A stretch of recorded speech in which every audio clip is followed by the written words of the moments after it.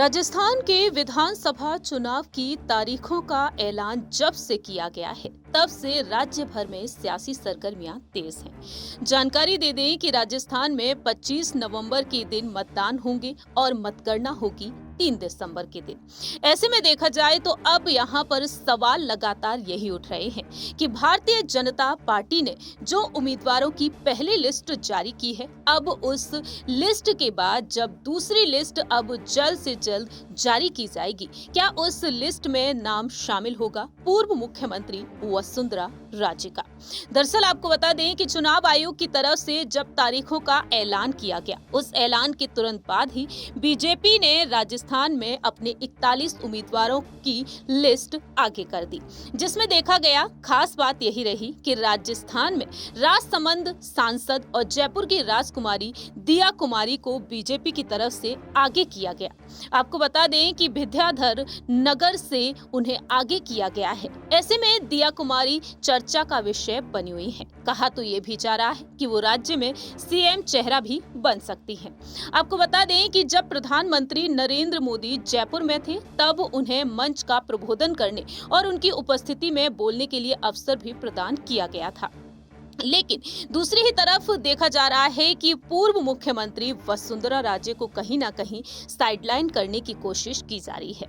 ऐसे में देखा जाए सवाल ये उठ रहा है कि आखिरकार वसुंधरा राजे को अब तक कोई जिम्मेदारी क्यों नहीं मिली है। आखिरकार यहाँ पर दिया कुमारी को ही आगे क्यों रखा जा रहा है।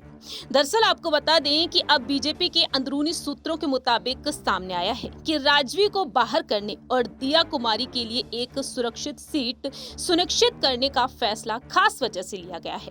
पार्टी नेतृत्व उनके लिए एक बड़ी भूमिका की परिकल्पना कर रहे हैं। वसुंधरा राजे को दरकिनार करने से पैदा हुए शून्य को भरने के लिए उनके शाही वंश को भुनाने का लक्ष्य बना रहा है।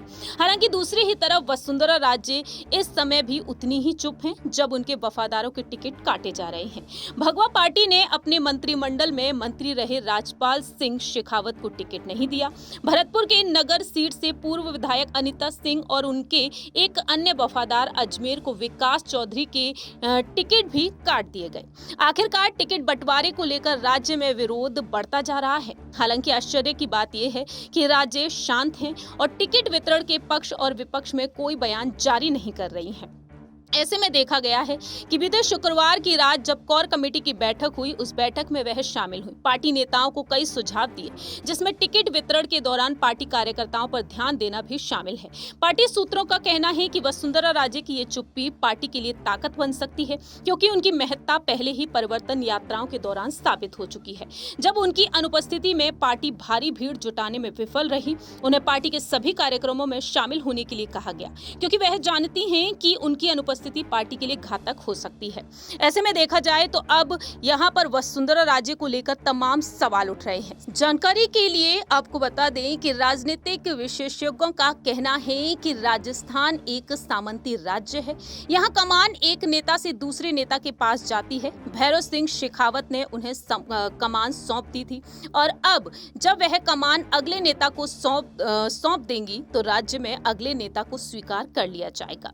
ऐसे में अब यहाँ पर देखना होगा, सवाल उठ रहे हैं कि आखिरकार दिया कुमारी को जो जिम्मेदारी सौंपी गई है, क्या वह इसमें सफल होंगी।